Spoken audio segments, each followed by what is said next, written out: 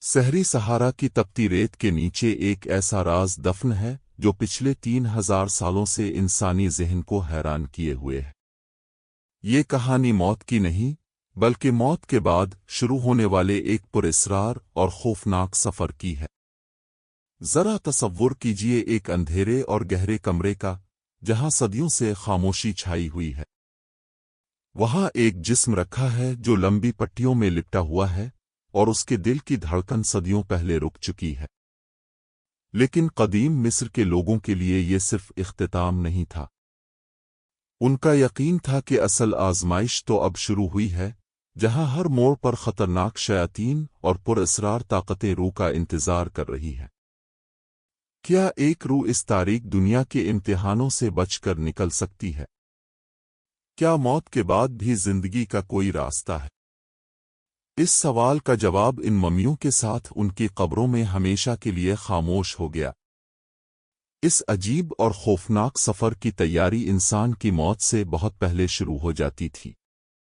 مصری لوگ اپنے مردوں کو محفوظ رکھنے کے لیے کسی بھی حد تک جا سکتے تھے۔ ان کا ماننا تھا کہ روح کو دوبارہ زندہ ہونے کے لیے ایک مضبوط جسم کی ضرورت ہوتی ہے۔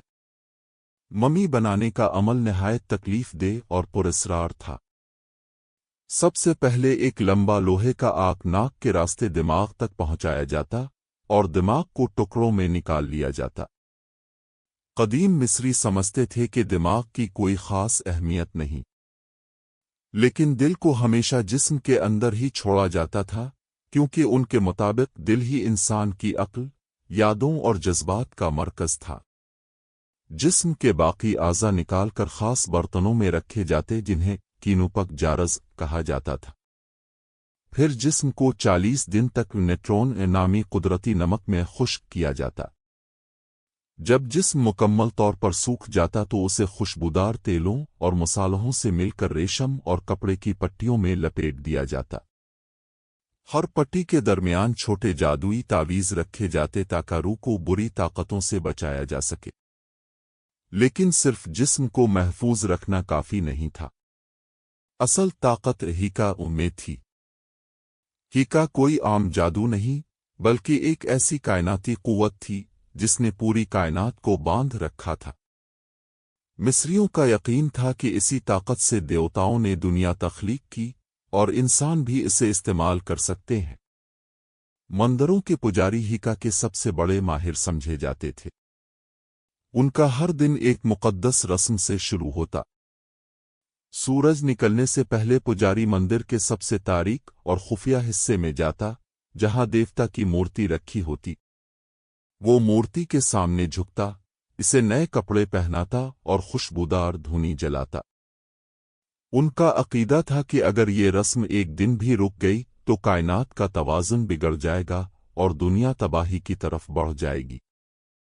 پجاری صرف مذہبی پیشوا نہیں تھے بلکہ وہ ماہر فلکیات، طبیب اور جادوگر بھی تھے جو ستاروں کی چال سے مستقبل کا اندازہ لگاتے تھے۔ مصر کی دیواروں پر بنے ہائروگلیف صرف تصویریں نہیں بلکہ طاقتور منتر تھے۔ مصریوں کا ماننا تھا کہ ہر نام میں ایک طاقت ہوتی ہے۔ اگر کسی کا نام بھلا دیا جائے تو اس کا وجود ہمیشہ کے لیے ختم ہو جاتا ہے۔ اسی لیے مندروں اور قبروں پر فرعونوں کے نام بڑے بڑے حروف میں لکھے جاتے تھے۔ لیکن کچھ جادو نہایت خوفناک بھی تھے۔ قبروں کو لٹیروں سے بچانے کے لیے ان پر دہشت ناک لعنتیں لکھی جاتی۔ کہا جاتا تھا کہ جو بھی فرعون کی نیند میں خلل ڈالے گا، موت کا فرشتہ اس کی روح کو نگل جائے گا اور اس کا وجود مٹی میں مل جائے گا۔ یہ صرف کہانیاں نہیں تھیں بلکہ وہ خوف تھا جو آج بھی صدیوں پرانی قبروں کے دروازوں پر محسوس کیا جا سکتا ہے۔ زندگی اور موت کے درمیان اس جنگ میں دریائے نیل سب سے اہم کردار ادا کرتا تھا۔ نیل کے بغیر مصر صرف ایک بنجر صحرا ہوتا۔ ہر سال جب نیل میں سیلاب آتا تو وہ اپنے ساتھ زرخیز مٹی لاتا جو صحرا کو سرسبز بنا دیتی۔ مصری اسے امات یعنی قدرتی توازن کا حصہ سمجھتے تھے۔ جب کھیت پانی میں ڈوبے ہوتے تو ہزاروں کسان فرعون کے لیے اہرام اور مندر تعمیر کرتے۔ اہرام صرف پتھروں کے ڈھیر نہیں تھے बल्कि आसमान तक पहुंचने वाली सीढ़ियां समझे जाते थे। गीज़ा का अजीम अहराम आज भी एक नाकाबिले हल मुअम्मा है। इतने बड़े पत्थरों को इतनी दुरुस्तगी से कैसे रखा गया कि आज की जदीद टेक्नोलॉजी भी हैरान रह जाती है। कुछ लोग कहते हैं कि ये सिर्फ इंसानी मेहनत थी, लेकिन कुछ आज भी यकीन रखते हैं कि इसके पीछे कदीम जादू और सितारों का इल्म था। मौत के बाद सबसे बड़ा इम्तिहान हॉल ऑफ ट्रूथ में होता था। वहां इंसान की रूह का सामना मौत के देवता ओसिरियस से होता। इसके दिल को तराजू के एक पल्ले में रखा जाता और दूसरे पल्ले में मौत का मुकद्दस पर। अगर इंसान ने जिंदगी में गुनाह किए होते तो इसका दिल भारी हो जाता और पर ऊपर उठ जाता। ऐसी सूरत में अमुइत नामी खौफनाक देव, जिसका चेहरा मगरमच्छ जैसा था, इस दिल को खा जाता। उसका मतलब था दूसरी मौत, यानी रूह का हमेशा के लिए खत्म हो जाना। लेकिन जिनका दिल पर की तरह हल्का होता, उन्हें फील्ड ऑफ रेड्स में हमेशा की खुशी नसीब होती। मिस्र का हर इंसान, चाहे वो बादशाह हो या किसान, पूरी जिंदगी इसी लम्हे की तैयारी करता था। 3000 साल तक ये तहजीब दरियाए नील के किनारे फलती फूलती रही। लेकिन वक्त के साथ सब कुछ बदल गया। यूनानियों और रूमियों के आने से पुराने देवता धुंधले पड़ने लगे। मंदिर खंडर बन गए और ममियां रेत में दफन रह गईं। लेकिन क्या उनका जादू वाकई खत्म हो गया?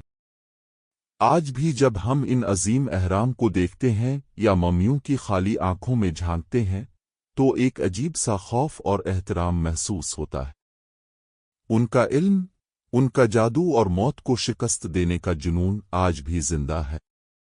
मिस्र की रेत ने बेशुमार राज छुपा रखे हैं, और शायद हर नई दरियाफ्त हमें उनके और करीब ले जाती है।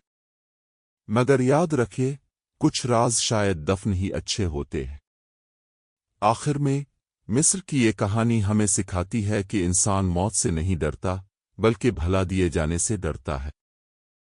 उन्होंने अपने मंदिर और कब्रें पत्थर से इसलिए बनाए ताकि वक्त की आंधी उन्हें मिटा ना सके।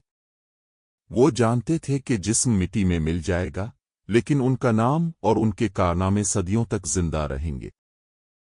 आज हजारों साल बाद भी हम उनके बारे में बात कर रहे हैं, उनके राजों को समझने की कोशिश कर रहे हैं।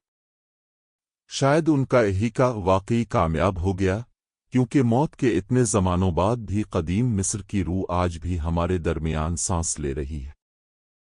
रेत के नीचे सोया हुआ हर फ़िरौन शायद आज भी हमें देखकर मुस्करा रहा हो, क्योंकि इसका हमेशा जिंदा रहने का ख्वाब सच हो चुका है।